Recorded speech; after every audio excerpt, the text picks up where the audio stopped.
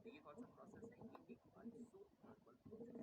तो हमने process identify कर दिया और आइसोथर्मल प्रोसेस के लिए हम बोल सकते हैं कि P1V1 should be equal to P2V2, है कि नहीं। यहाँ से हम क्या निकालेंगे, यहाँ से हम वॉल्यूम निकालेंगे। तो पॉइंट F पे प्रेशर कितना है, 32 P नॉट। पॉइंट P पे वॉल्यूम कितना है, सिंपली V नॉट। ओके, अब पॉइंट G पे प्रेशर कितना है, पॉइंट G पे प्रेशर है P नॉट और पॉइंट G पे वॉल्यूम हमने माना है V। यानी यहाँ से क्या आ जाएगा, यहाँ से मुझे मिल जाएगा कि volume is equal to 32 P naught. Correct आ गया। ठीक है, तो वर्क डन क्या हो जाएगा, वर्क डन हो जाएगा इसका एरिया क्या होगा, इसका एरिया हो जाएगा P नॉट मल्टीप्लाइड बाय ये जो डिस्टेंस है, ये कितना हो जाएगा, ये डिस्टेंस हो जाएगा 32 P not minus 32 V not minus V not. ठीक है, ये हो जाएगा 31 V नॉट। करेक्ट। दूसरी चीज कि ये तो हमने एरिया निकाल लिया, लेकिन वर्क डन पॉजिटिव भी हो सकता है, नेगेटिव भी हो सकता है। ठीक है, हालांकि हमने सिर्फ मैग्नीट्यूड बताना है, बट अपने कॉन्सेप्ट के लिए पॉजिटिव भी हो सकता है, नेगेटिव भी हो सकता है। तो कैसे पता लगाएंगे, यहाँ पे जो प्रोसेस है G टू E, इसमें क्या हो रहा है, वॉल्यूम डिक्रीज हो रहा है, और अगर वॉल्यूम डिक्रीज हो रहा है मतलब वर्क डन नेगेटिव, यानी कि वर्क डन हो जाएगा minus 31 P naught V not. सिर्फ मैग्नीट्यूड बताना है, यानी कि ऑप्शन 4 हमारा करेक्ट आंसर हो जाएगा। ठीक है, तो P किससे मैच हो गया, P मैच हो गया उससे। क्लियर है, कोई प्रॉब्लम इसमें। तो सबसे इंपॉर्टेंट है प्रोसेस आइडेंटिफाई करना, उसके बाद काम आराम से हो जाता है। क्लियर। तो अब चलते हैं नेक्स्ट ऑप्शन पे। नेक्स्ट हमें क्या चेक करना है, हमें G टू H चेक करना है, हमें चेक करना है G टू H। ठीक है, तो कहानी तो वही दिख रही है। ठीक है, कहानी ये क्या दिख रही है, मुझे आइसोबारिक प्रोसेस दिख रहा है, यानी कि मुझे क्या चाहिए, मुझे एरिया अंडर द कर्व लिखना चाहिए। अब ये वॉल्यूम मैं निकाल चुका हूँ, ये वॉल्यूम कितना है, ये है 32 V नॉट। यानी कि ये डिस्टेंस या ये वॉल्यूम का जो डिफरेंस है, वो निकालने के लिए मुझे क्या चाहिए, मुझे यहाँ का वॉल्यूम चाहिए, है कि नहीं, मुझे यहाँ का वॉल्यूम चाहिए रहेगा। अब ये कैसे निकालें, सोचिए जरा। फिर से वही देखते हैं, यहाँ से एक F to H एक पाथ आ रहा है। ठीक है, ये कौन सा पाथ है, ये ऑब्वियसली एडियाबैटिक पाथ है, क्योंकि एडियाबैटिक पाथ के लिए PV to the power gamma क्या होता है, कांस्टेंट होता है। ठीक है, तो एडियाबैटिक पाथ क्या होता है, आइसोथर्मल पाथ से ज्यादा स्टीप रहता है। तो FG आपका आइसोथर्मल पाथ है और FH क्या रहेगा आपका एडियाबैटिक प्रोसेस। तो PV to the power gamma क्या होता है, कांस्टेंट होता है। तो ये यूज करके हम यहाँ का वॉल्यूम निकाल सकते हैं। अप्लाई करें तो हम कह सकते हैं कि भाई P1 V1 to the power gamma should be equal to P2 V2 to the power gamma. तो P1 कितना है, P1 है पॉइंट F पे, P1 कितना है 32 P नॉट। पॉइंट F पे वॉल्यूम कितना है V naught to the power gamma, this is equal to P2 V2 to the power gamma. ठीक है, तो P2 क्या है, पॉइंट H पे आ जाते हैं। पॉइंट H पे प्रेशर कितना है, पॉइंट H पे प्रेशर है P नॉट, और यहाँ का वॉल्यूम कितना हो जाएगा, यहाँ का वॉल्यूम हो जाएगा V to the power gamma. तो ये P नॉट और ये P नॉट गया, तो ये क्या बन जाएगा, ये बन जाएगा V is equal to 32 to the power 1 by gamma into P naught, है कि नहीं। करेक्ट। ओके, अब गामा क्या होता है, ये कौन सा गैस है, हमें मोनो एटॉमिक आइडियल गैस दिया हुआ है, और मोनो एटॉमिक आइडियल गैस के लिए गामा कितना होता है, गामा होता है, याद कीजिए 553। Correct, gamma mono atomic gas के लिए क्या होता है, 553। तो ये क्या बन जाएगा, ये बन जाएगा 32 to the power 3/5 V naught, है कि नहीं। अब इसको कैसे इवैल्यूएट करें, बहुत आसान है, 32 का फिफ्थ रूट ले लेते हैं। ठीक है, 32 का फिफ्थ रूट क्या होगा 2, क्योंकि 2 टू द पावर 5 क्या होता है 32। तो 32 का फिफ्थ रूट हो गया 2, और 2 को क्यूब कर लेंगे तो ये हो जाएगा 8 V नॉट। यानी कि यहाँ का वॉल्यूम कितना आ गया 8 V नॉट। अब ये एरिया निकालने में कोई दिक्कत होगी क्या, बिल्कुल नहीं। तो ये जो लेंथ है ये हो जाएगा V नॉट, और ये जो लेंथ है ये कितना हो जाएगा, ये हो जाएगा 32 V not minus 8 V not. Again volume घट रहा है या बढ़ रहा है, वॉल्यूम घट रहा है, यानी कि वर्क डन कितना होगा, नेगेटिव होगा। तो ये बन जाएगा minus 24 V not V not. हमें क्या बताना है, हमें सिर्फ मैग्नीट्यूड बताना है, यानी कि क्यू के लिए हमारा करेक्ट ऑप्शन हो जाएगा ऑप्शन बी। क्लियर है। तो एडियाबैटिक प्रोसेस यूज करके हमने वहां का वॉल्यूम निकाल लिया, और area under the curve use करके हमने वहां का वर्क डन निकाल लिया। क्लियर है, कोई प्रॉब्लम, परफेक्ट। ओके, तो अगर ये डन है तो फिर चलते हैं नेक्स्ट ऑप्शन पे। नेक्स्ट ऑप्शन क्या है, F2H। F2H, और यहाँ का हमने वॉल्यूम निकाल दिया है 80 नॉट। तो F2H में हमें क्या निकालना है, F2H पे हमें निकालना है वर्क डन। ठीक है, अगेन किस पे डिपेंड करेगा, ये प्रोसेस पे डिपेंड करेगा। ये प्रोसेस कौन सा है, ये प्रोसेस है तो एडियाबैटिक प्रोसेस के लिए वर्क डन क्या होता है? एडियाबैटिक प्रोसेस के लिए वर्क डन होता है P1 V1 minus P2 V2 divided by gamma minus 1, ठीक है। और इसको ऐसे भी लिख सकते हैं, PV को हम nRT लिख सकते हैं, इसको हम ऐसे भी लिख सकते हैं nR P1 minus P2 divided by gamma minus 1, ऐसे भी लिख सकते हैं, ठीक है। तो अपने को सब कुछ तो पता ही है, तो सिंपली क्या करना है, सब्स्टिट्यूट कर देना और आंसर निकाल देना। ओके, तो पॉइंट F पे हमारा प्रेशर कितना है? 32 P0। वॉल्यूम कितना है? V0 माइनस पॉइंट H पे हमारा प्रेशर कितना है? P0 और वॉल्यूम कितना है? 8 V0, ठीक है। और गामा कितना है? गामा हमें पता है, गामा होता है 5/3, तो ये हो जाएगा 5/3 माइनस 1। तो न्यूमरेटर में मुझे मिल जाएगा 24 P0 V0 डिवाइडेड बाई, ये कितना हो जाएगा? ये हो जाएगा 2 डिवाइडेड बाई 3, यानी कि अगर इसको इवैल्यूएट करेंगे तो मुझे मिलेगा 36 P0 V0, यानी प्रोसेस GH के लिए वर्क डन कितना हो जाएगा? 36 P0 V0। और ये वर्क डन क्या होगा, पॉजिटिव या नेगेटिव? ये वर्क डन सर्टेनली पॉजिटिव होगा। एक तो हमने करेक्ट फॉर्मूला लगा के ये निकाला है, तो मेरे को वर्क डन सही साइन के साथ मिलेगा। दूसरा हम देख रहे हैं कि वॉल्यूम इंक्रीज होता है, और अगर वॉल्यूम इंक्रीज हो रहा है तो वर्क डन पॉजिटिव। क्लियर? तो ये याद रखना इंपॉर्टेंट है। एडियाबैटिक प्रोसेस के लिए वर्क डन क्या होता है? वर्क डन होता है करेक्ट। कोई प्रॉब्लम? परफेक्ट। तो ये हो गया, तो फाइनल पार्ट पे चले जाते हैं। फाइनल पार्ट क्या है? फाइनल पार्ट है F2G, ठीक है। तो F2G कौन सा है? F2G है ये प्रोसेस, ठीक है। कौन सा प्रोसेस है ये? आइसोथर्मल प्रोसेस है। और यहाँ का वॉल्यूम हम निकाल चुके हैं, क्या निकला था? 32 V0 निकला था, ठीक है। तो ये हो गया आइसोथर्मल प्रोसेस। तो आइसोथर्मल प्रोसेस के लिए वर्क डन क्या होता है? आइसोथर्मल प्रोसेस के लिए वर्क डन होता है, याद कीजिए, nRT ln T final divided by correct, okay. अब nRT की जगह हम क्या लिख सकते हैं? nRT की जगह हम लिख सकते हैं PV, करेक्ट। nRT की जगह हम क्या लिख सकते हैं? PV। PV is equal to nRT होता है। तो मुझे आंसर जो है वो P0 और V0 की टर्म्स में देना है, तो T मुझे नहीं चाहिए, तो T में हटा दूंगा। तो nRT को सब्स्टिट्यूट कर सकते हैं PV से। तो पॉइंट F ले लें या पॉइंट G ले लें, दोनों के लिए प्रेशर और वॉल्यूम का प्रोडक्ट क्या आएगा? ये आएगा 32 P0 V0। ओके, उसके बाद क्या है? Ln फाइनल वॉल्यूम क्या है? फाइनल वॉल्यूम है 32 V0 और इनिशियल वॉल्यूम कितना है? इनिशियल वॉल्यूम है V0। इसको हम लिख सकते हैं 32 P0 V0, और ये ln 32 है, यानी कि इसको हम लिख सकते हैं ln 2 to the power 5। तो 5 आ जाएगा बाहर और ये बच जाएगा 160 V0, करेक्ट। यानी कि F2G प्रोसेस के लिए सही आंसर क्या होगा? ये होगा ऑप्शन 1, करेक्ट। तो हमने PQRS सारे प्रोसेसेस के लिए वर्क डन निकाल लिया। तो अब हम अपने ऑप्शन चेक कर सकते हैं। तो हमारा ऑप्शन अगर चेक करेंगे तो ऑप्शन ए हमारा करेक्ट ऑप्शन, ठीक है।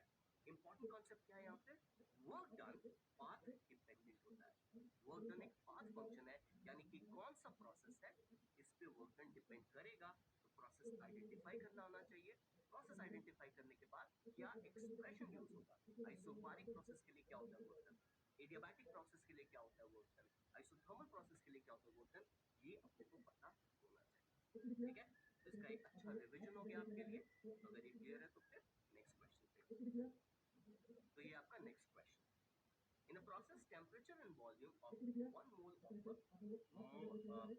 of an ideal monatomic gas are varied according to the relation Vt is equal to, ठीक है, product of volume and temperature is constant. In this process, the temperature of the gas is increased by delta T. The amount of heat absorbed by the gas is, ठीक है। तो एक process है, obviously ideal gas है तो PV is equal to nRT तो follow करेगा ही करेगा, बट एक एडिशनल रिलेशनशिप फॉलो कर रहा है। तो कौन सी है? Vt is equal to heat। अब इस प्रोसेस के लिए हमें क्या निकालना है? हमें निकालना है कि हीट एब्सॉर्ब कितना होगा अगर टेम्परेचर को डेल्टा टी से इंक्रीज कर दिया जाए, ठीक है। तो इस क्वेश्चन के बारे में सोचिए, अटेम्प्ट कीजिए, फिर इसका डिस्कशन करें। चलिए इसका discussion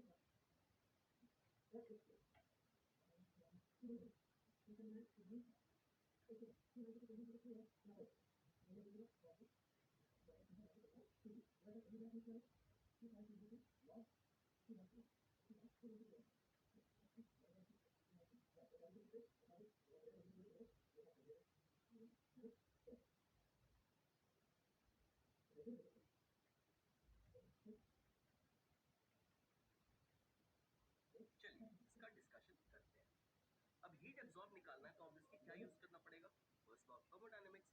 first law of thermodynamics होता है Q is equal to delta U plus Q।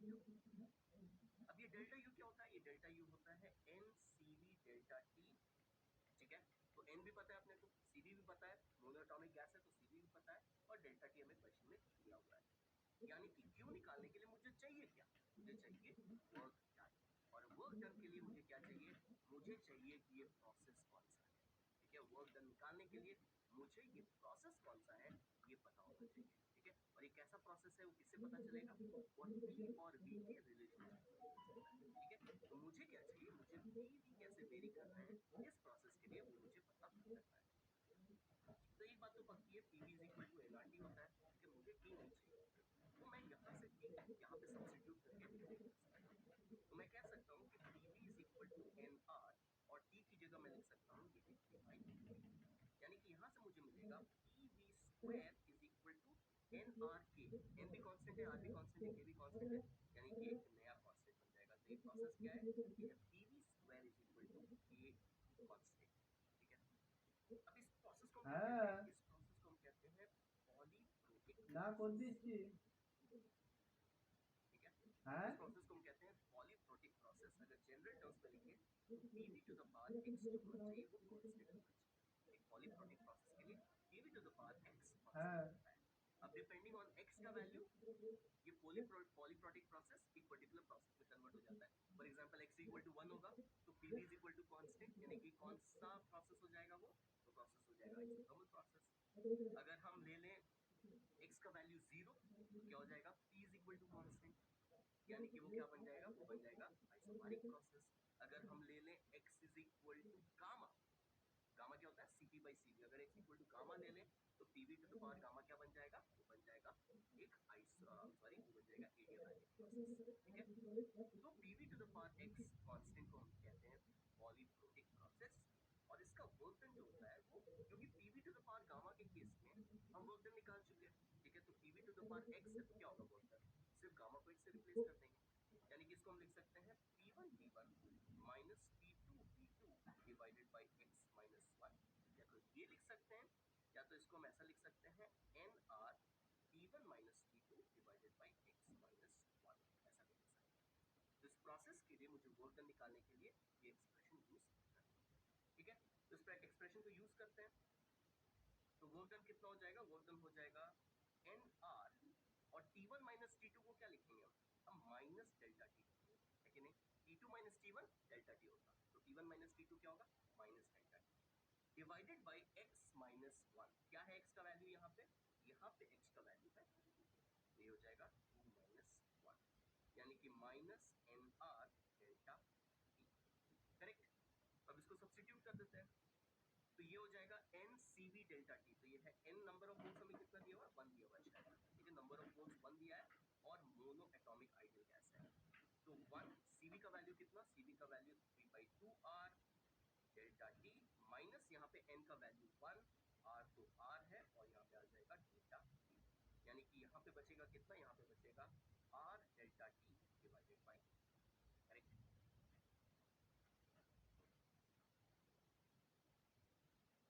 Clear, okay.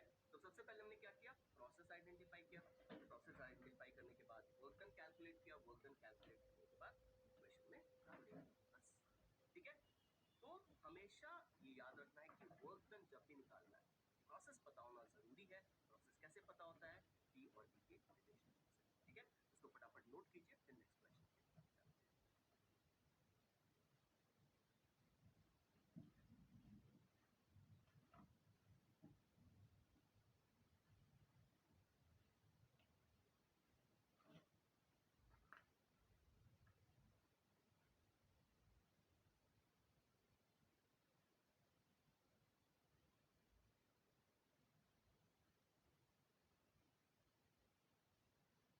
Alright, done, ठीक है। तो अगर ये हो गया है तो ऑप्शन चेक करते हैं, तो ऑप्शन सी हमारा करेक्ट ऑप्शन होगा, और अब हम नेक्स्ट क्वेश्चन देखते हैं। An ideal gas undergoes a quasi-static reversible process in which its molar heat capacity C remains constant, ठीक है। तो molar heat capacity C remains constant, quasi-static reversible process का मतलब क्या है, आइडियल कंडीशंस ये If during the process of the relationship of pressure P and volume V is given by PV to the power n is equal to constant, then n is given by, okay, CPCV क्या है, molar heat at constant pressure and molar heat at constant volume. ठीक है, तो हमें क्या निकालना है, हमें n का वैल्यू निकालना है। ठीक है, तो इस क्वेश्चन को अटेम्प्ट कीजिए, फिर इसका डिस्कशन।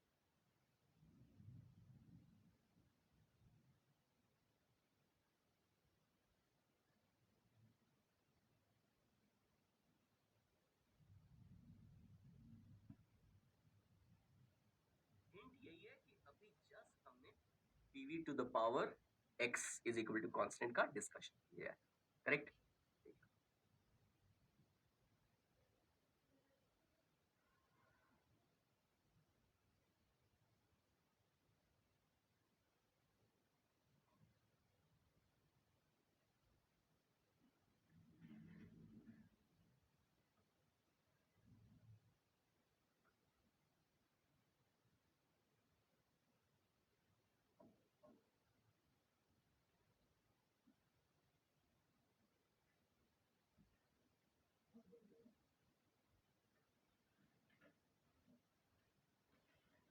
चलिए इसका डिस्कशन करते हैं। तो सबसे पहले मैं क्या कर रहा हूं, मैं इसको pv to the power x is equal to constant बना दे रहा हूं। क्यों? क्योंकि n और x में कंफ्यूजन हो जाएगा। ठीक है, n क्या है मेरे लिए, n है नंबर ऑफ मोल्स। ठीक है, तो ये कंफ्यूजन हटाने के लिए मैं इसको चेंज कर दे रहा हूं pv to the power x is equal to constant. ठीक है, बाद में चेंज कर देंगे, कोई दिक्कत नहीं है। ओके, ये कैसा प्रोसेस है, ये पॉलीप्रोटिक प्रोसेस है। ओके, अब Q जो होता है वो क्या होता है, Q होता है delta U plus work done, correct. अब Q के लिए हम क्या लिख सकते हैं, Q के लिए हम लिख सकते हैं NC डेल्टा T, है कि नहीं। C क्या है, मोलर हीट कैपेसिटी। तो जो हीट एब्सॉर्ब्ड होगा वो कितना हो जाएगा, वो हो जाएगा NC डेल्टा T। C क्या है, इस प्रोसेस का मोलर हीट कैपेसिटी। ठीक है, डेल्टा U क्या होता है, डेल्टा U होता है NCV डेल्टा T। और वर्क डन क्या होगा, ये कौन सा प्रोसेस है, ये एक पॉलीप्रोटिक प्रोसेस है। एक पॉलीप्रोटिक प्रोसेस के लिए क्या होता है work done, nRT1 minus T2 divided by x minus 1, है कि नहीं। ठीक है, तो वर्क डन यहाँ पे मैं क्या कर सकता हूँ, सब्सटीट्यूट कर सकता हूँ। तो ये हो जाएगा nR, और T1 माइनस T2 को मैं क्या लिखूंगा, मैं इसको माइनस डेल्टा T लिखूंगा, और डिवाइडेड बाई क्या हो जाएगा, ये x माइनस 1। ओके, तो यहाँ से क्या गया, यहाँ से n और n गया, यहां से डेल्टा टी और डेल्टा टी गया, यानी कि मेरे पास बचा C is equal to C we minus R upon x minus 1। ठीक है, ये एक रिजल्ट भी है, आप चाहे तो इसको याद रख सकते हैं, चाहे तो नहीं भी याद रख सकते हैं, कोई बात नहीं, इसको डिराइव करना बिल्कुल ही आसान है। ठीक है, ओके, अब यहां से मुझे क्या निकालना है, मुझे x का वैल्यू निकालना है, यानी मैं कह सकता हूं r upon x minus 1 is equal to C we minus c. यहां से मैं कह सकता हूं कि x माइनस 1 अपॉन r, ठीक है, यहां से मैं कह सकता हूं, या इसको मैं कह सकता हूं कि x minus 1 is equal to r upon c we minus c, यानी मैं कह सकता हूं x is equal to 1 plus r c we minus c, और बाकी का कैलकुलेशन नेक्स्ट या यहीं पे कर लेते हैं, स्पेस है हमारे पास। तो यहां पे हम कह सकते हैं कि x is equal to C V plus R minus C divided by C we minus. ठीक है, अब सी वी प्लस आर क्या होता है, सीपी। ठीक है, सीपी क्या होता है, सीपी होता है सीवी प्लस आर, यानी इसको हम लिख सकते हैं CP minus C divided by CV minus c, यानी कि ऊपर नीचे अगर माइनस 1 से मल्टीप्लाई कर दें तो ये मुझे मिल जाएगा सी माइनस, चलो स्पेस यहाँ पे थोड़ा है, यहाँ लिख देते हैं, यहाँ से x मिल जाएगा हमारे पास c minus C P upon C minus C V, और ये आ गया हमारा आंसर। ठीक है, तो की कॉन्सेप्ट क्या है, पहला first law of thermodynamics, obviously जब भी हीट की बात होगी तो फर्स्ट लॉ ऑफ थर्मोडायनेमिक्स को याद करना ही पड़ेगा। दूसरा प्रोसेस कौन सा है, पॉलीप्रोटिक प्रोसेस, उसके लिए वर्क डन ऐसे निकालते हैं। ठीक है, सब्स्टिट्यूट किया, जो चाहा उसको मैनिपुलेट करके निकाल लिया। तो फटाफट इसको नोट कीजिए, फिर नेक्स्ट क्वेश्चन पे चलते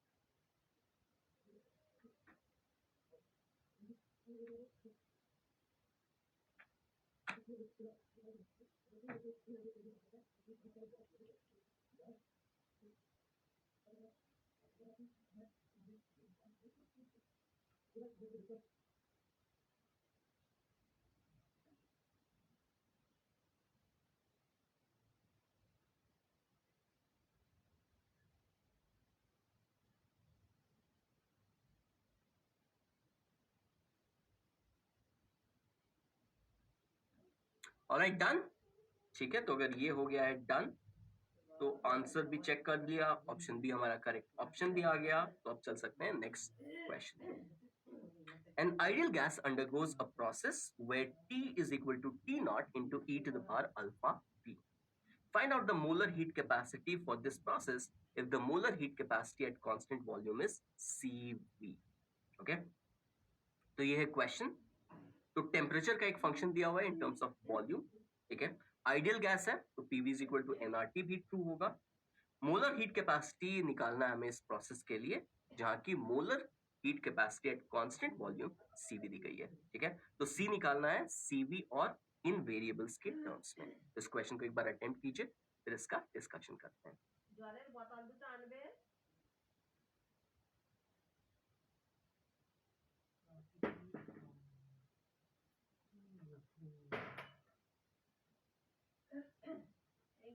বিছানা করা হয়নি, আর ওই ঘরটা ঝাঁঝ হয়ে সব পেরেছি ধুলোয় ভর্তি হয়ে গেছে। এই ঘরটা কি খাটটা একটু মেজে দিল, না না ওই লেপটার ওয়ার্ড ফর দিয়েছিল ধুলোয় ভর্তি হয়েছিল, তারপরে সামনের থেকে পেরেছি ধুলোয়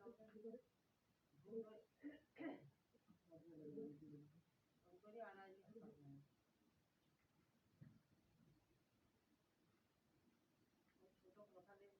ऑलराइट, चलिए इसका डिस्कशन करते हैं।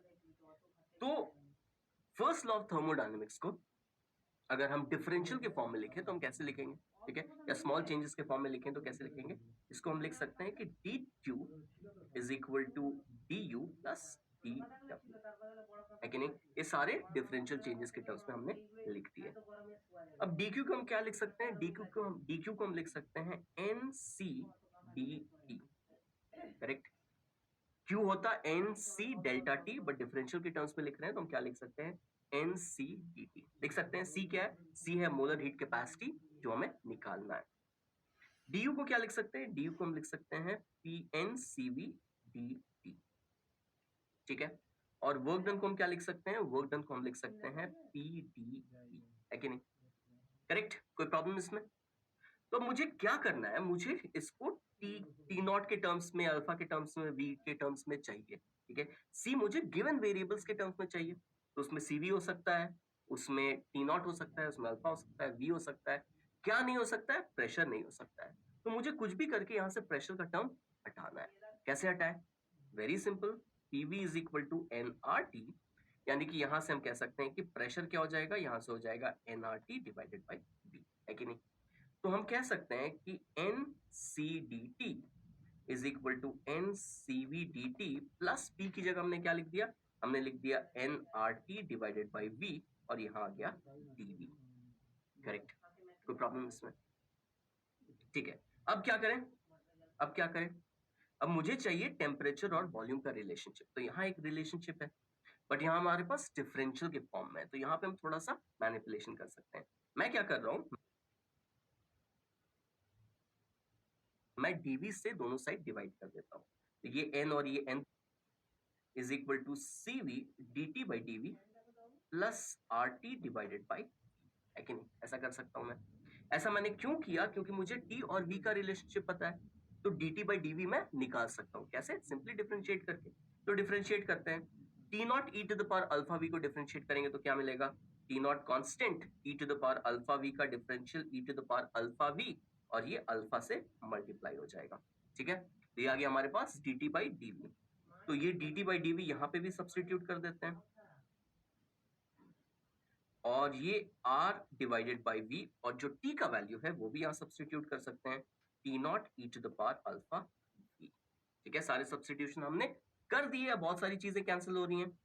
t naught E to the power alpha v, t naught E to the power alpha v और t naught E to the power alpha v यहाँ से कैंसिल हो गया, यानी कि c मुझे कितना मिला? मुझे मिला c is equal to C V plus r upon alpha v, और मेरा आंसर आ गया। c मैंने निकाल दिया in the given in the given variables, in terms of the given variables. ठीक है, क्लियर? तो इस क्वेश्चन को नोट कीजिए, फिर हम नेक्स्ट क्वेश्चन पे चलते हैं.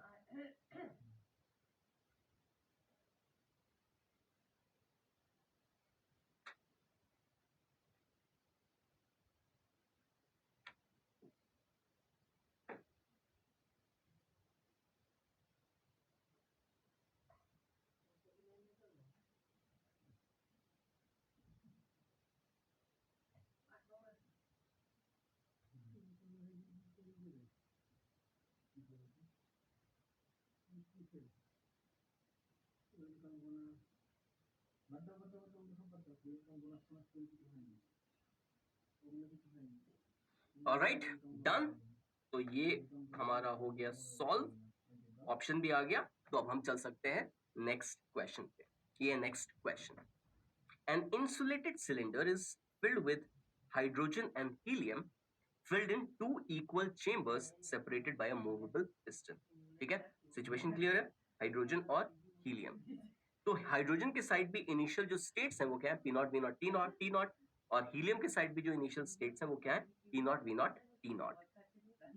अब क्या हो रहा है, hydrogen chamber is slowly heated with a coil heater.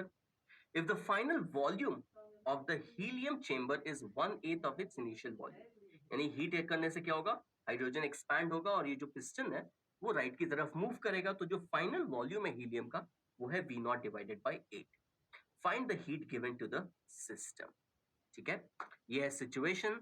जैसा कि मैंने बोला है, जब भी ऐसे चेंबर्स के वाले क्वेश्चंस आते हैं तो हमें क्या क्या चीजें ध्यान देनी है. पहली चीजें, क्या क्या वेरिएबल, क्या क्या हमारी क्वांटिटीज सेम रहेंगी, क्या क्या क्वांटिटीज चेंज होंगी, ये पता होना चाहिए. नहीं तो एडिशनल वेरिएबल्स बिना मतलब के हम ले लेंगे.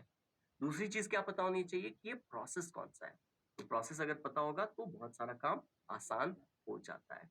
ठीक है, इस क्वेश्चन को एक बार अटेम्प्ट कीजिए, उसके बाद फिर इसका डिस्कशन करेंगे.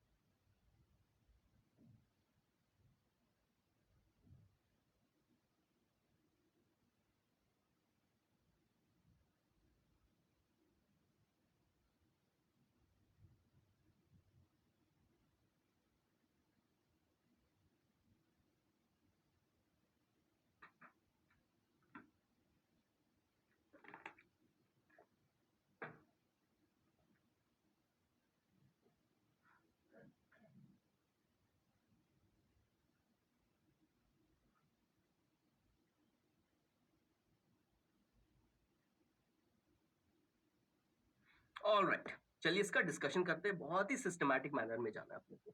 ठीक है, तो इनिशियल कंडीशन क्या था, इनिशियल कंडीशन था P naught V naught T naught. Left chamber की बात कर रहा हूँ, हाइड्रोजन वाले चेंबर की बात कर रहा हूँ, और कह लेते हैं चलो नंबर ऑफ मोल्स n थे. ठीक है, राइट साइड क्या था इनिशियल, इनिशियल यहाँ पे भी था P naught V naught T naught. और क्योंकि P naught V naught T naught same है, यानी कि यहाँ पर भी n नंबर ऑफ मोल्स होंगे. ठीक है, ओके. अब हीट किया हाइड्रोजन को, ये पिस्टन जो है वो राइट साइड आ गया. तो अब क्या क्या चीजें चेंज होंगी, क्या क्या चीजें सेम रहेंगी. ठीक है, अब जो प्रेशर होगा हाइड्रोजन चेंबर में, जो प्रेशर होगा वो सेम होगा कि डिफरेंट होगा, ऑब्वियसली डिफरेंट होगा. तो प्रेशर क्या मानना पड़ेगा, ई मानना पड़ेगा. ठीक है, वॉल्यूम कितना हो गया, वॉल्यूम निकाल लेते हैं. तो वॉल्यूम कितना हो जाएगा, अभी टोटल वॉल्यूम कितना है 2 वी नॉट, और हीलियम वाले चेंबर का वॉल्यूम कितना है वी नॉट डिवाइडेड बाई 8, यानी ये बन जाएगा 15 वी नॉट बाई 8. यानी कि हाइड्रोजन वाला चेंबर का जो वॉल्यूम होगा अब होगा 15 V naught divided by 8. Temperature क्या होगा, टेम्परेचर सेम रहेगा या चेंज होगा, ऑब्वियसली टेम्परेचर चेंज होगा. हीट कर रहे हैं गैस को तो टेम्परेचर तो चेंज होगा ही, यानी यहाँ पे एक नया टेम्परेचर टी मान लेते हैं. नंबर ऑफ मोल्स के साथ क्या होगा, ये जो पिस्टन है ये सेपरेट कर रहा है. ठीक है, गैसेस को सेपरेट कर रहा है. ये ऐसा पिस्टन नहीं है जिसमें गैस कम्युनिकेट कर सकती है. ठीक है, यानी कि नंबर ऑफ मोल्स जो थे वो नंबर ऑफ मोल्स तो सेम ही रहेंगे. करेक्ट. कोई प्रॉब्लम? तो लेफ्ट चेंबर में जो जो चीजें थी सेम वो हमने सेम लिखी, जो जो चीजें चेंज हुई वो चेंज करके लिखी, जो चीजें नहीं पता उनके लिए नया वेरिएबल अज्यूम कर लिया। ओके, अब हीलियम वाले चेंबर में चलते हैं। तो प्रेशर जो है वो ऑब्वियसली चेंज होगा, लेकिन ये हम किस स्टेट की बात कर रहे हैं? ये हम बात कर रहे हैं इक्विलिब्रियम स्टेट। और इक्विलिब्रियम स्टेट कब आएगा? जब दोनों साइड का प्रेशर सेम हो जाएगा, है कि नहीं? तो इक्विलिब्रियम स्टेट में ऑब्वियसली दोनों साइड का प्रेशर सेम हो जाएगा, तभी तो ये पिस्टन जो है वो इक्विलिब्रियम में आएगा। यानी कि इधर का भी जो प्रेशर है वो मैं P मान रहा हूं। हाइड्रोजन का फाइनल प्रेशर मैंने P माना है, हीलियम का भी फाइनल प्रेशर मैं P मान रहा हूं, है कि नहीं? ओके, वॉल्यूम तो अपने को पता है, वॉल्यूम कितना हो जाएगा? V0 divided by 8। टेम्परेचर क्या होगा? टेम्परेचर चेंज तो होगा, ठीक है, लेकिन टेम्परेचर क्या होगा? क्या ये टेम्परेचर इस T के बराबर होगा? ये हाइड्रोजन का जो फाइनल टेम्परेचर है और हीलियम का जो फाइनल टेम्परेचर है, क्या वो सेम होगा? कह सकते हैं कि नहीं कह सकते हैं? अभी इस स्टेज में हम नहीं कह सकते, कि मुझे नहीं पता है कि ये जो पिस्टन है ये हीट ट्रांसफर कर सकता है कि नहीं कर सकता है। ये डायथर्मिक पिस्टन है या नहीं, ये डायथर्मिक पार्टीशन है या नहीं, मुझे क्वेश्चन में नहीं दिया हुआ है, तो मैं अभी नहीं कह सकता हूं। अगर डायथर्मिक पिस्टन होता तो क्या होता? डायथर्मिक पिस्टन होता तो इक्विलिब्रियम पे फाइनल टेम्परेचर भी सेम होता। बट ये डायथर्मिक है या ये इंसुलेटेड पिस्टन है, ये एडियाबैटिक पिस्टन है, मुझे नहीं पता, ठीक है। तो इस स्टेज में मैं मान नहीं सकता हूं कि टेम्परेचर दोनों साइड इक्वल होगा, यानी कि मैं एक नया वेरिएबल अज्यूम कर रहा हूं T प्राइम, ठीक है। और नंबर ऑफ मोल्स तो हीलियम के भी सेम ही रहेंगे, क्योंकि गैस कहीं भी जा नहीं रही है, ओके। तो इनिशियल कंडीशन हमने यहां लिख दिया, फाइनल कंडीशन यहां लिख दिया, और जो वेरिएबल्स हमें अज्यूम करने थे वो हमने अज्यूम कर लिए, ठीक है। अब इसके लिए मुझे क्या करना पड़ेगा? इसके लिए मुझे ऑब्वियसली इनके बीच में रिलेशनशिप निकालना पड़ेगा, ताकि मैं सारे वेरिएबल्स जो है इनको एक एक करके एलिमिनेट करूं, ठीक है। तो पहला रिलेशनशिप क्या कह सकते हैं? ठीक है, हाइड्रोजन गैस के जो नंबर ऑफ मोल्स है वो क्या है? सेम है। तो अगर हाइड्रोजन गैस के नंबर ऑफ मोल्स सेम है तो हम कह सकते हैं ना कि P1 V1 upon T1 should be equal to P2 V2 upon T2। ऐसा कह सकते हैं कि नहीं? अगर ऐसा कह सकते हैं तो ये मैं किसके लिए लिख रहा हूं? मैं ये लिख रहा हूं हाइड्रोजन गैस के लिए। तो हम कह सकते हैं कि P0 V0 upon T0 should be equal to P into 15 V0 upon 8 divided by T। कह सकते हैं ऐसा? कोई प्रॉब्लम? क्लियर है? ओके, यानी कि यहां से हम कह सकते हैं कि ये V0 और V0 कैंसिल हो जाएगा, और हम कह सकते हैं कि ये जो T होगा वो T इक्वल टू हो जाएगा P अपॉन P0। T हो जाएगा P अपॉन P0, और T0 भी आएगा और 8 भी आएगा। नहीं, T0 ऊपर चला जाएगा, I'm sorry, T0 ऊपर चला जाएगा, ठीक है। यानी कि T is equal to P upon 8 P0 into T0। ये आ गया हमारा पहला इक्वेशन, करेक्ट। सिमिलरली अब हम हीलियम गैस के लिए भी सेम इक्वेशन लिख सकते हैं, ठीक है। ये किसने लिए लिखा हमने? ये हमने हाइड्रोजन के लिए लिखा। तो अब हीलियम गैस के लिए सेम इक्वेशन लिखते हैं, ठीक है। P1 V1 by T1 is equal to P2 V2 by T2। तो यहां हम लिख सकते हैं P0 V0 upon T0 should be equal to क्या? Should be equal to final pressure P, final volume. अच्छा, ऊपर यहाँ 15 छूट गया, वेरी सॉरी, ये 15 यहाँ पे मेरे से छूट गया, ठीक है, वापस लिख देता हूँ। ओके, वापस आते हैं। तो वॉल्यूम क्या है? हीलियम का फाइनल वॉल्यूम है V0 by 8। टेम्परेचर कितना हो गया? टेम्परेचर हो गया T प्राइम। यानी कि यहां से हम लिख सकते हैं कि T प्राइम जो होगा वो कितना हो जाएगा? ये V0 और V0 गया, तो ये हो जाएगा P T0 अपॉन 8 P0। ये आ गया हमारा इक्वेशन नंबर 2। क्लियर? ठीक है, तो T का वैल्यू कितना आ गया? 15 P upon 8 P0 into T0। T prime का वैल्यू कितना आ गया? P T0 upon 8 P0। अब यहां से एक बात तो पक्की हो गई ना। कौन सी बात पक्की हो गई? T is not equal to T prime, ठीक है। ये क्रक्स है इस क्वेश्चन को सॉल्व करने का। यहां से ये बात पक्की हो गई कि T is not equal to T prime. अगर T T प्राइम के इक्वल नहीं है, इसका मतलब क्या है? कि हीट एक्सचेंज नहीं हो सकता है बिटवीन द चेंबर्स।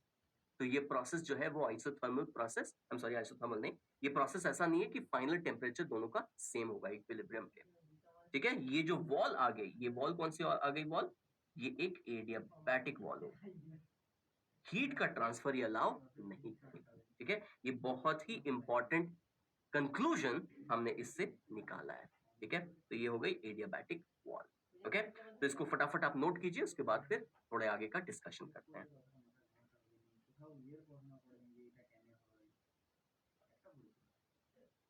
ठीक है, इसको नोट कीजिए और साथ साथ देखते जाइए कि क्या कॉन्सेप्ट हमने यूज किए, कैसे सोचा क्वेश्चन के बारे में। क्वेश्चन सॉल्व करना काफी नहीं है, क्वेश्चन के सोल्यूशन तक पहुंचे कैसे, वो पाथ क्या हमने फॉलो किया, क्या क्लूज हमें मिले, ये सब जानना जरूरी है। तो आप नोट जरूर कीजिए, बट इस पे भी ध्यान दीजिए कि क्या क्लूज लेते हुए हम यहाँ तक पहुंचे।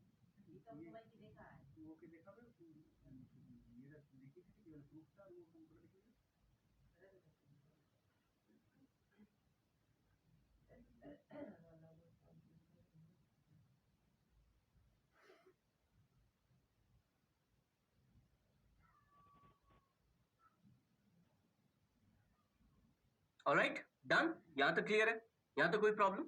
ओके, अब जो हमने पता किया कि ये जो वॉल है अपनी, वो कैसी वॉल है, ये एक एडियाबैटिक वॉल है, ठीक है।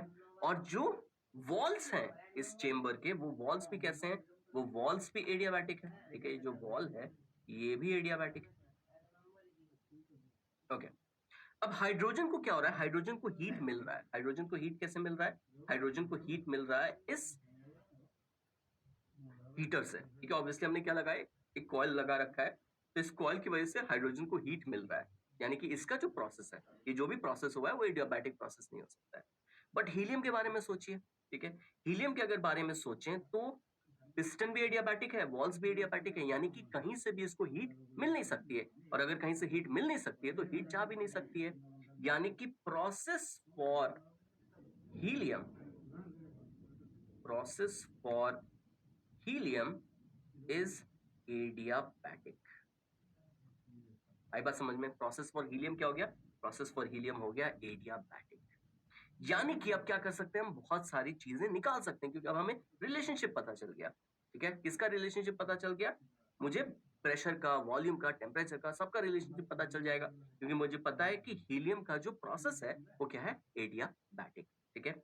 अगर ये एडियाबैटिक प्रोसेस है, इसका मतलब क्या है, PV to the power gamma should be equal to constant, correct. यानी कि यहां से हम कह सकते हैं कि P1 V1 to the power gamma should be equal to P2 V2 to the power gamma. अब यहाँ सिचुएशन क्या था, यहाँ पे P0 V0 T0 था, और बाद में सिचुएशन क्या हो गया, यहाँ पे P हो गया, ये V0 by 8 हो गया, और ये T प्राइम हो गया, ठीक है। यानी कि फाइनल प्रेशर हम बहुत आराम से निकाल सकते हैं इस इक्वेशन से, ठीक है। तो मैं क्या कर रहा हूं, मैं हीलियम का फाइनल प्रेशर निकालना चाहता हूं। तो इनिशियल प्रेशर कितना है, P0, वॉल्यूम कितना है, V0 to the power gamma is equal to final pressure है P, वॉल्यूम कितना है, V0 by 8 to the power gamma, ठीक है। तो V0 to the power gamma, V0 to the power gamma गया, तो मुझे P कितना मिल जाएगा, मुझे P मिल जाएगा P0 into 8 to the power gamma. अब हीलियम कौन सी गैस है, हीलियम एक मोनोएटॉमिक गैस है, तो अगर हीलियम मोनोएटॉमिक गैस है तो उसका गामा कितना होगा, हीलियम के लिए गामा हो जाएगा 5 डिवाइडेड बाई, यानी ये हो जाएगा 8 to the power 5 divided by 3। अब ये निकालना बहुत इजी है, 8 का पहले क्यूब रूट ले लेते हैं, कितना 2, और 2 को टू द पावर 5 कितना हो जाएगा 32, यानी ये आ गया 32 पी नॉट। पी कितना आ गया, पी आ गया 32 P not, is that clear.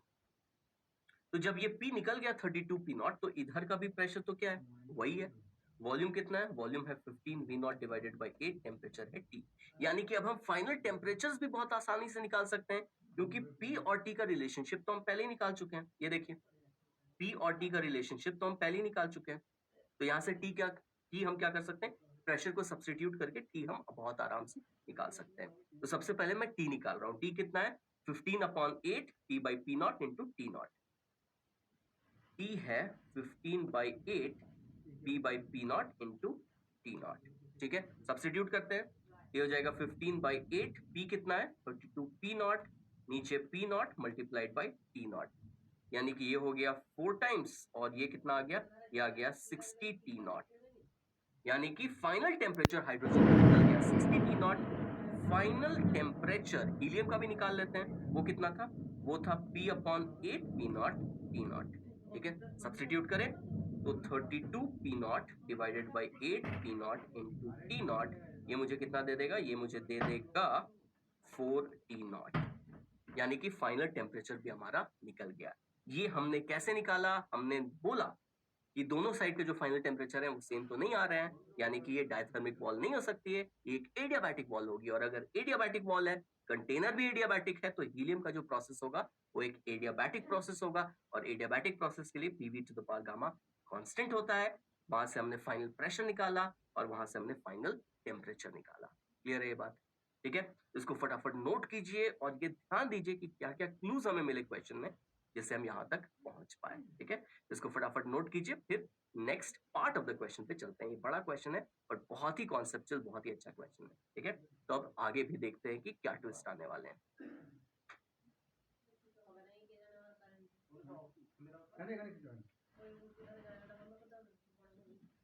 সব বন্ধ করে দিচ্ছি গো, দাঁড়াও, আটুপাটু করে আর কিছু নেই।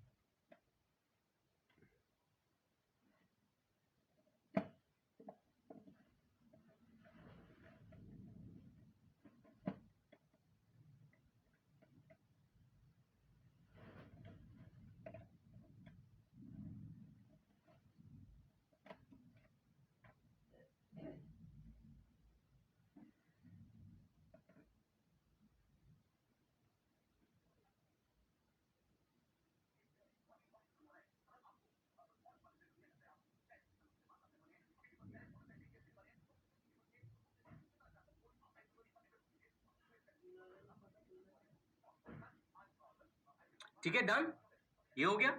चलिए अब आगे बढ़ते हैं।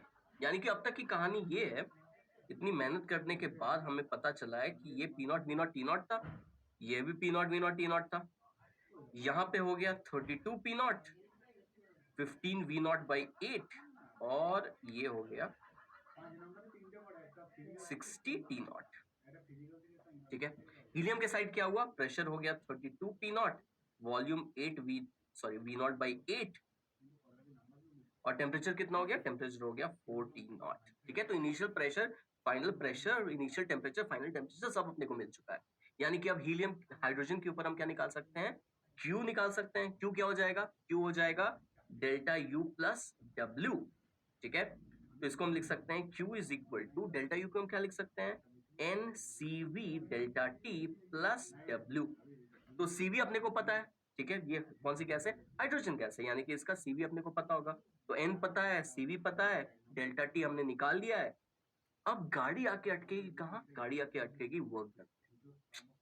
इतनी मेहनत करने के बाद भी गाड़ी अटक गई। क्यों वर्क डन पे गाड़ी अटक गई, क्योंकि हाइड्रोजन का प्रोसेस कौन सा है ये तो पता ही नहीं है। ठीक है, क्या हम बोल सकते हैं कि ये एडियाबैटिक प्रोसेस है, नहीं, हीट मिल रही है। क्या हम बोल सकते हैं प्रेशर कांस्टेंट है, नहीं, आइसोबारिक भी नहीं है, वॉल्यूम भी कांस्टेंट नहीं है, टेम्परेचर भी कांस्टेंट नहीं है, तो ये कोई भी वेल नोन प्रोसेस है ही नहीं। और अगर वेल नोन प्रोसेस नहीं है तो इसका वर्क डन निकालेंगे कैसे। तो गाड़ी आके यहाँ पे अटक गई कि अब हाइड्रोजन के ऊपर जो वर्क डन या हाइड्रोजन ने वर्क डन किया है वो हम निकालें कैसे। ठीक है, अब इस गाड़ी को हम कैसे आगे बढ़ाएं, तो हम चलते हैं वापस हीलियम के पास। हीलियम का प्रोसेस तो पता है ना, हीलियम का प्रोसेस क्या है, हीलियम का जो प्रोसेस है वो एडियाबैटिक प्रोसेस है। तो अगर हीलियम का प्रोसेस एडियाबैटिक प्रोसेस है तो वहां से हम क्या कर सकते हैं, वहां से हम वर्क डन ऑन हीलियम निकाल सकते हैं कि नहीं। तो सबसे पहले हम लोग निकाल लेते हैं वर्क डन फॉर हीलियम। तो हम कह रहे हैं for helium because it is an adiabatic process, work done कितना हो जाएगा, वर्क डन हो जाएगा P1 V1 minus P2 V2 divided by gamma minus 1। ठीक है, तो P1 कितना, P naught V not minus 32 P not into V naught divided by 8 divided by gamma minus 1। Gamma क्या है हीलियम के लिए, गामा है 5/3, तो 5/3 माइनस 1। तो यहाँ से क्या मिलेगा मुझे, यहाँ से मुझे मिलेगा ये 8 से ये 4 बन जाएगा, तो ये बन जाएगा -3 P naught V naught divided by ये कितना हो जाएगा, ये हो जाएगा 2, ऊपर चला जाएगा 3, यानी कि -9 P naught V not upon 2। और नेगेटिव आया, वर्क डन होना भी चाहिए क्योंकि हीलियम का वॉल्यूम कम हुआ है। ठीक है, इसको हम क्या कह सकते हैं, इसको हम कह सकते हैं work done on helium, work done on the gas. ठीक है, वॉल्यूम क्या हुआ है, कम हुआ है, तो वर्क डन क्या हुआ है हीलियम के ऊपर, -9 P naught V naught divided by 2। तो work is done on the gas. तो अगर हीलियम के ऊपर वर्क डन हुआ है तो किसी ने तो वर्क डन किया होगा। सोचिए इस बारे में, हीलियम के ऊपर वर्क डन हुआ, तो अगर हीलियम के ऊपर वर्क डन हुआ तो किसी ने तो वर्क डन किया ही होगा ना। अब इस सिस्टम में कौन है वर्क डन करने वाला? कोई आदमी तो नहीं दिख रहा है, कोई मशीन तो नहीं दिख रही, कुछ भी नहीं दिख रहा है। तो वर्क डन करने वाला कौन है? वर्क डन करने वाला ये हाइड्रोजन गैस है। इसका मतलब है हम यहां से कह सकते हैं कि work done on helium is equal to work done by hydrogen. क्योंकि हाइड्रोजन के ऊपर वर्क डन हुआ है तो किसी ना किसी ने तो वर्क डन किया होगा। तो कौन कर सकता है वर्क डन? एक ही चीज है सिस्टम में जो वर्क डन कर सकती है, वो है हाइड्रोजन गैस। यानी कि यहां से हमें बहुत बड़ी बात पता चली कि work done on helium will be equal to work done by hydrogen, है कि नहीं? यानी कि अब हमने क्या निकाल लिया? हमने निकाल लिया वर्क डन बाय हाइड्रोजन। तो वर्क डन बाय हाइड्रोजन क्या होगा? Work done on hydrogen helium का नेगेटिव। ठीक है, तो वर्क डन जब गैस करती है, जब उसका एक्सपेंशन होता है तो वो क्या हो जाता है? पॉजिटिव। यानी कि यहां से अब हम क्या कह सकते हैं? यहां से हम कह सकते हैं कि work done by hydrogen is equal to 9 P naught V naught divided by 2। यानी कि अब मुझे सब कुछ मिल गया है जिससे मैं हीट निकाल सकता हूं। तो हीट कितना हो जाएगा? हीट हो जाएगा NCV delta T plus work done by hydrogen gas. N कितना है? N को हम लिख सकते हैं P नॉट V नॉट by R T naught, correct? ठीक है, N को हम क्या लिख सकते हैं? P naught V naught divided bye R T not. CV किस गैस की बात कर रहे हैं हम? हाइड्रोजन गैस की बात कर रहे हैं। तो हाइड्रोजन का CV कितना होगा? डिग्री ऑफ फ्रीडम कितना? 5। डायटोमिक गैस है तो डिग्री ऑफ फ्रीडम 5, तो ये हो जाएगा 5/2R। डेल्टा टी कितना होगा? इसका टेम्परेचर कितना था? T नॉट था, और बाद में टेम्परेचर कितना हो गया? 60 T नॉट हो गया। यानी डेल्टा टी कितना हो जाएगा? डेल्टा टी हो जाएगा 59 T not. Plus work done कितना है? वर्क डन है 9 P naught V naught divided by 2। Okay, तो क्या क्या जाएगा? यहां से T नॉट और T नॉट चला गया, यहां से R और R चला गया। यानी कि मुझे मिलेगा P naught V not by 2 को अगर कॉमन ले लें तो अंदर मुझे मिलेगा 5 9 45 4 5 5 25 295 प्लस 9। यानी कि ये बन जाएगा कितना? 9 295 प्लस 9 कितना हो जाएगा? 304।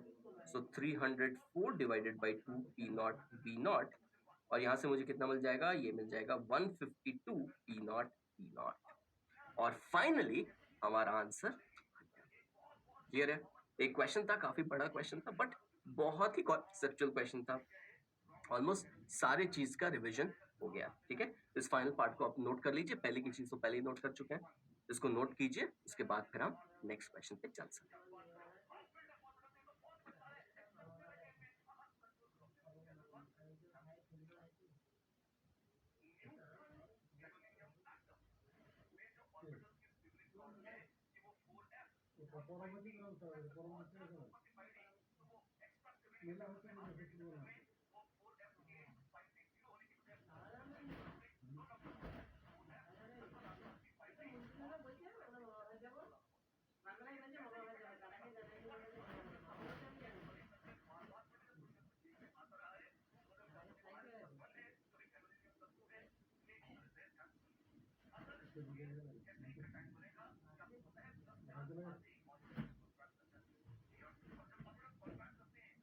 Alright, done. तो अब हम चल सकते हैं नेक्स्ट क्वेश्चन की तरफ। आंसर आ चुका है हमारा, और अब ये नेक्स्ट क्वेश्चन देखते हैं। A vertical cylinder of cross section area A contains 1 mole of an ideal monoatomic gas under a piston of mass m. At a certain instant, a heater which supplies heat at a rate of q joule per second is switched on under the piston.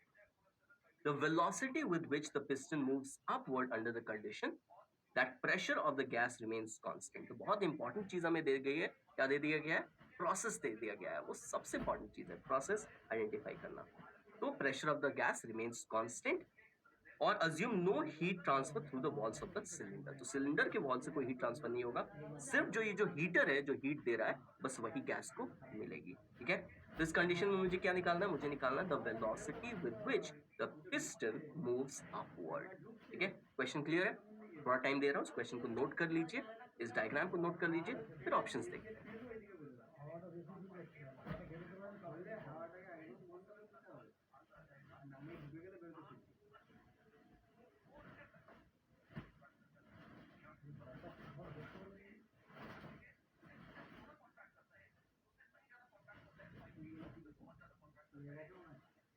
ठीक है, diagram हो गया। Okay, options क्या है? Constant and equal to this, constant and equal to this, varying, या फिर constant but can not be determined. तो पता करना है भाई कांस्टेंट है कि नहीं है, पहले तो वो चीज पता करनी है, और अगर कांस्टेंट है तो कितनी है, या फिर हम पता कर ही नहीं सकते हैं। ठीक है, इस क्वेश्चन को अटेंड कीजिए, फिर इसका डिस्कशन करते हैं। तो चलिए अब इसका डिस्कशन करते हैं। तो ये सिचुएशन है, ठीक है। अभी मान लीजिए हीटर ऑन नहीं किया गया है, ठीक है। तो एटमॉस्फेरिक जो प्रेशर है वो पी नॉट है, यानी कि फोर्स एक लग रहा होगा पी नॉट इंटू ए। एक है एरिया ऑफ क्रॉस सेक्शन, ठीक है। तो एक नीचे की तरफ फोर्स लग रहा होगा पी नॉट ए, एक फोर्स वेट का लग रहा होगा इस पिस्टन के ऊपर, जो इसका वेट है वो एक्ट कर रहा है, तो वेट एक्ट कर रहा होगा mg। और जो प्रेशर गैस का होगा वो प्रेशर ऊपर की तरफ फोर्स लगाएगा, वो कितना लगाएगा, p इंटू ए, करेक्ट। अब इनिशियली क्या है, इनिशियली ये इक्विलिब्रियम में है, ओके। इस पिस्टन को ये गैस का जो प्रेशर है वो सपोर्ट कर रहा है, यानी कि इक्विलिब्रियम के लिए हम क्या लिख सकते हैं कि P A should be equal to P naught A plus M G, correct, ठीक है। यानी कि हम यहां से कह सकते हैं कि जो प्रेशर होगा वो कितना है, P naught plus M G divided by A, okay. इसको कह लेते हैं इक्वेशन नंबर 1। यानी कि ये प्रेशर था। अब हीट के साथ अब यह क्या हुआ, इस हीटर को हमने ऑन कर दिया, और जब इस हीटर को ऑन कर दिया तो यहाँ पे हीट हम डाल रहे हैं, इस गैस में क्या दे रहे हैं, इस गैस में हम हीट डाल रहे हैं, जिसका रेट क्या है, रेट ऑफ हीट सप्लाई है Q, ओके। यानी कि अब क्या होगा, गैस एक्सपैंड करेगी, लेकिन मुझे क्या दिया हुआ है, मुझे दिया हुआ है कि प्रेशर कांस्टेंट है, यानी कि प्रेशर इतना ही रहेगा, प्रेशर चेंज नहीं करेगा, ठीक है। तो मुझे निकालना क्या है, मुझे निकालना है कि ये पिस्टन किस स्पीड से ऊपर की तरफ जाएगा, ठीक है। अब मैं क्या कह सकता हूँ कि ये जो प्रोसेस है ये एक आइसोबारिक प्रोसेस है, ओके। अगर ये एक आइसोबारिक प्रोसेस है तो क्या मैं कह सकता हूँ कि जो dq होगा, ध्यान से सुनिएगा, जो dq होगा, जो हीट सप्लाइड होगी, उसको मैं ncp dt कह सकता हूँ कि नहीं, ठीक है। अगर हम डिफरेंशियल के टर्म से बात नहीं करते तो हम कह सकते थे q is equal to ncp delta t, क्योंकि ये प्रोसेस कौन सा है, ये प्रोसेस है आइसोबारिक प्रोसेस। तो cp क्या होता है, cp होता है heat capacity and in at constant pressure. तो हीट को हम क्या लिख सकते हैं, हीट को हम लिख सकते हैं ncp delta t, correct, okay. यानी कि अगर इसको हम स्मॉल चेंजेस के टर्म्स में लिखें तो हम लिख सकते हैं dq is equal to ncp dt, okay. लेकिन मुझे चाहिए क्या, मैं इंटरेस्टेड हूँ रेट ऑफ हीट फ्लो में, क्योंकि मुझे दिया क्या हुआ है, मुझे स्मॉल q दिया हुआ है, तो मैं क्या करूंगा, dt से इसको डिवाइड कर सकता हूँ। कौन सा dt, टाइम। तो मैं कह सकता हूँ कि dq बाई dt कितना हो जाएगा, तो हो जाएगा ncp dt upon d small d, correct. इसमें कोई प्रॉब्लम, ठीक है, कोई प्रॉब्लम, ओके। यानी कि लेफ्ट हैंड साइड सॉर्टेड है, dq बाई dt क्या है, small q। Right hand side में n पता है, cp पता है, तो अभी किसको सॉर्ट करना है, मुझे dt बाई dt को सॉर्ट करना है, ठीक है। इसको कैसे सॉर्ट करें, बहुत सिंपल है, ठीक है, सोचते हैं इसके बारे में। आइडियल गैस तो दी हुई है ना, तो अगर आइडियल गैस दी हुई है तो pv इज इक्वल टू कितना हो जाएगा, nRT, करेक्ट, ओके। अब प्रेशर क्या है, कांस्टेंट है, यानी कि अगर हम डिफरेंशिएट करें दोनों साइड तो मैं कह सकता हूं कि pdv should be equal to nRdt, है कि नहीं, pdv should be equal to nRdt। तो मैं क्या कर सकता हूं कि इसको भी dt से, तो बेसिकली हमने क्या किया, टाइम के रिस्पेक्ट में दोनों साइड डिफरेंशिएट कर दिया।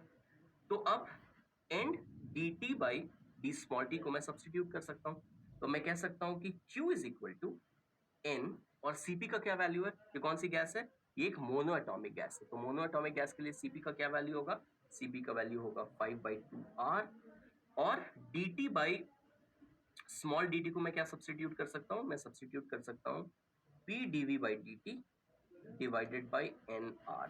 तो ये सब्स्टिट्यूशन मैंने कर दिया, यहाँ से n और n गया, यहाँ से r और r गया, तो फाइनली मुझे क्या मिल गया, मुझे मिल गया q is equal to 5/2 p dv by dt, ठीक है, इसमें कोई प्रॉब्लम, ठीक है। तो अभी तक यहाँ पे हम पहुंचे हैं, इसको आप फटाफट नोट कर लीजिए, उसके बाद फिर आगे देखेंगे कि ये जो वॉल्यूम का चेंज है टाइम के रिस्पेक्ट में, उसको हम वेलोसिटी से कैसे कनेक्ट करें, ठीक है। अभी तक आपको समझ में आ गया होगा, बट ये इसको आप फटाफट नोट कीजिए। अगेन प्रोसेस जानना किसी भी क्वेश्चन में कितना इंपॉर्टेंट है वो कहना जरूरी नहीं है, क्योंकि प्रोसेस ये ही वजह से आप बहुत सारी इक्वेशंस लिख पाते हो, क्या चेंज होगा क्या नहीं होगा, वर्क डन क्या होगा, ये सारा कुछ प्रोसेस की वजह से पता चलता है, ठीक है।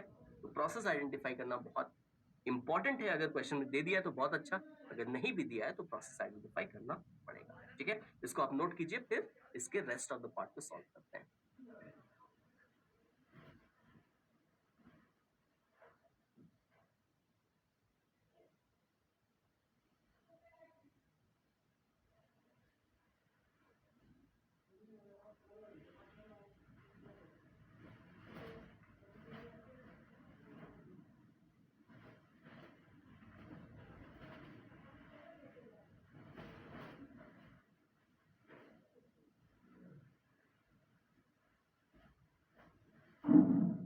Alright, done. ठीक है, तो आगे बढ़ते हैं। Q कितना है? 5/2 P dV by dt। Q is equal to 5/2 dV by dt, correct? कुछ मिस किया क्या हमने? 5/2 P dV by dt। Okay, अब मुझे चाहिए रिलेशनशिप वॉल्यूम का, और जो बेसिकली dV by dt को मुझे किससे कनेक्ट करना है? मुझे उसको कनेक्ट करना है वेलोसिटी से। ठीक है, तो मान लेते हैं कि dt टाइम में ये जो पिस्टन है ये dx ऊपर जाता है। ठीक है, और इसका एरिया ऑफ क्रॉस सेक्शन कितना है? एरिया ऑफ क्रॉस सेक्शन है a, यानी कि जो dt टाइम में चेंज इन वॉल्यूम होगा वो कितना हो जाएगा? वो हो जाएगा adx। ठीक है, तो मैं क्या कह सकता हूँ कि जो चेंज इन वॉल्यूम है वो कितना हो जाएगा? वो हो जाएगा adx, यानी कि मैं कह सकता हूँ कि dv by dt कितना हो जाएगा? a into dx by dt, और dx by dt क्या हो जाएगा? dx by dt हो जाएगी इसकी स्पीड, तो यहाँ से आ जाएगा मुझे ab। तो dv by dt क्या मिल गया मुझे? ab। तो यहाँ सब्स्टिट्यूट कर देता हूँ, q is equal to 5/2 p, और dv by dt की जगह मैं सब्स्टिट्यूट कर देता हूँ a into v, और मुझे निकालना क्या था? मुझे निकालना था v। तो अब फाइनली सब्स्टिट्यूशन करते हैं और हमारा काम हो जाएगा। तो ये हो जाएगा Q is equal to 5/2, pressure की जगह मैं क्या लिखूं? प्रेशर की जगह मैंने प्रेशर ऑलरेडी निकाला हुआ है, वो कितना था? P0 plus mg divided by a, इसको मल्टीप्लाई करना है a से, और ये है v, यानी कि यहाँ से v कितना आ जाएगा? यहाँ से v आ जाएगा 2q डिवाइडेड बाई 5, a से मल्टीप्लाई कर देना है और फिर इसको डिवाइड कर देना है, तो कितना हो जाएगा? ये हो जाएगा P0 a प्लस mg, यानी कि ये आ गया हमारा final answer. Okay, answer check करते हैं। 2/5q divided by P0 a plus mg। ठीक है, ये आ गया हमारा आंसर, इसको भी आप फटाफट नोट कर लीजिए। dv by dt से वेलोसिटी कैसे निकालें? ऐसे निकालें। ओके, इसको नोट कीजिए।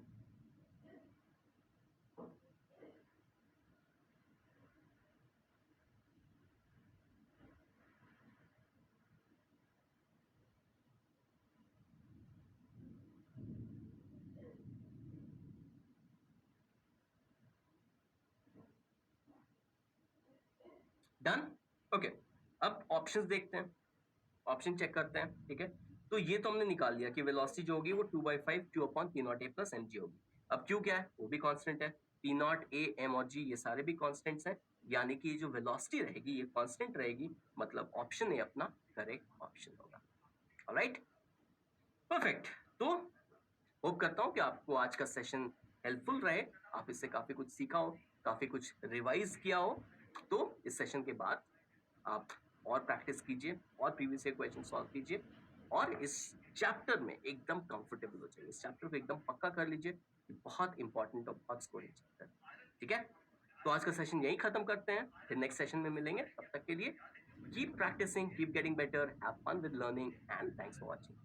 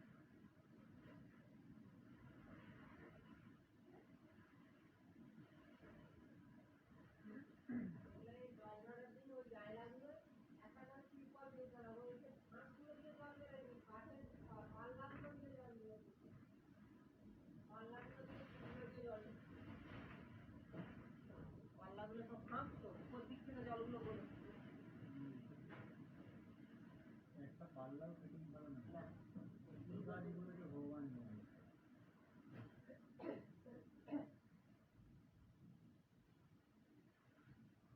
আমি ঝিপিতে আর কিছু কথা না আলাদা কথা যদি আর বলে আরো পরিষ্কার করলে জলটা ভালো ছেড়ে জলটা জমে যাবে জলটা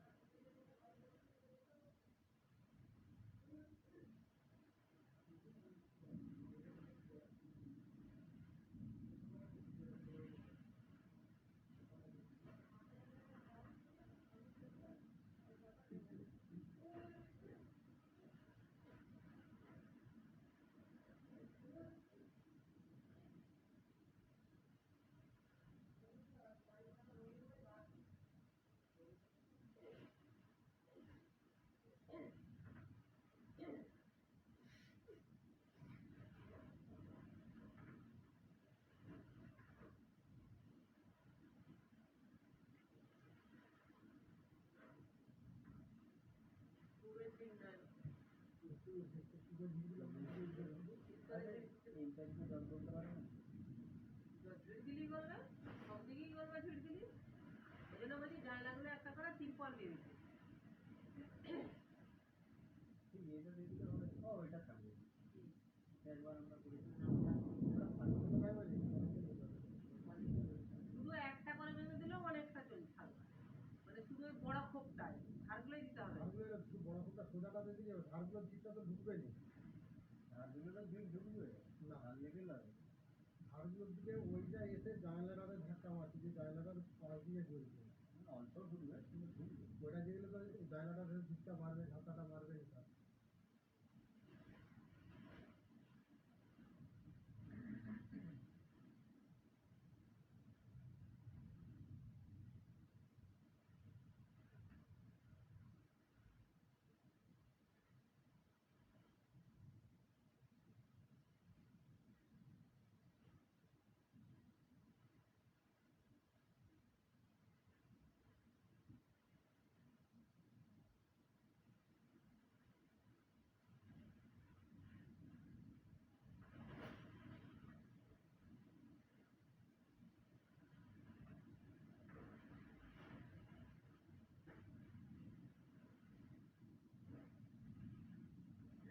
জলটা হয়তো 1 কিলোমিটার জমা হচ্ছে ভালো গোলটাই কিন্তু দিয়ে হচ্ছে নিজে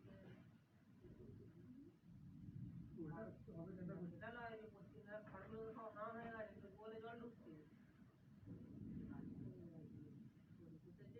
বারামাসি সেই খড় দিয়ে মেথিরা যে একটু ছাড় দিয়ে নতুন করে ঘিরে দিই গাছটা, হাওয়া ঢুকে গেলে আর ইয়ে হবে।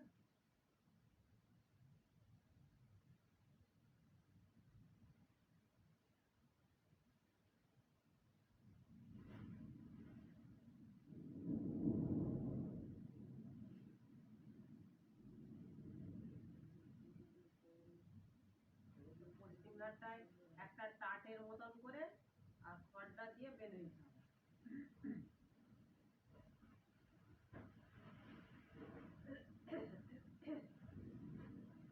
ওইটাকে আর ইয়ে করে খুলে বাঁধতে গেলে হবে না, এবার ছুটে গেলেই কোথাও ছেড়ে ফেড়ে যাবে। ওটাকে একটা টাটের মতন করে আর উপর থেকে নিচ পর্যন্ত দিয়ে দিলে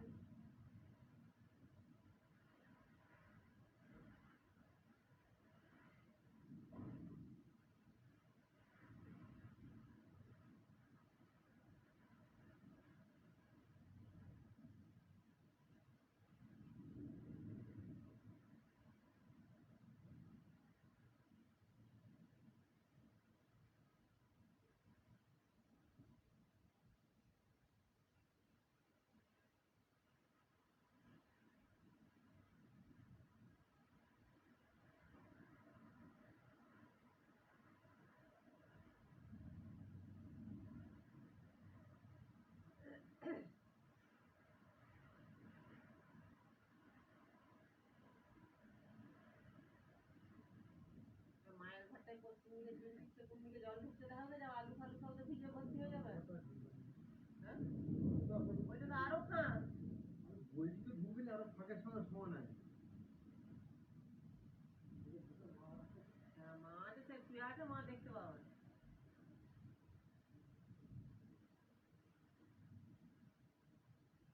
কতদিন থেকে বললো কাঁচগুলো লাগিয়ে দাও তো, না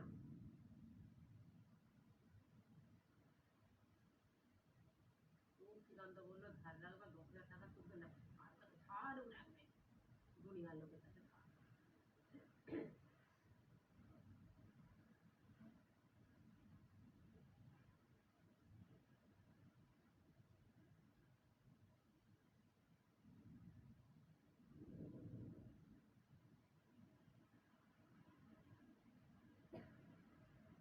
এখন মনে হচ্ছে সকালে একটা গল্প মুভিটাই খুলছি।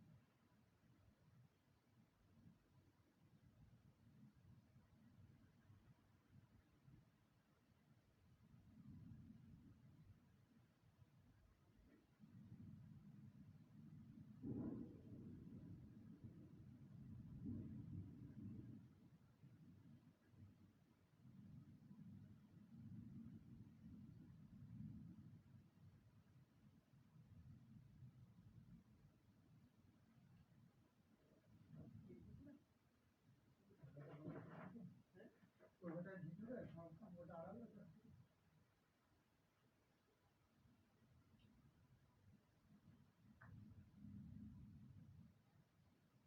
আর মানে ছাদের ঘরটা দক্ষিণ দিকে ঝুঁক দিলে ওই ঘরটায় জল ঢুকে যাচ্ছে এই দরজাটা দিয়ে।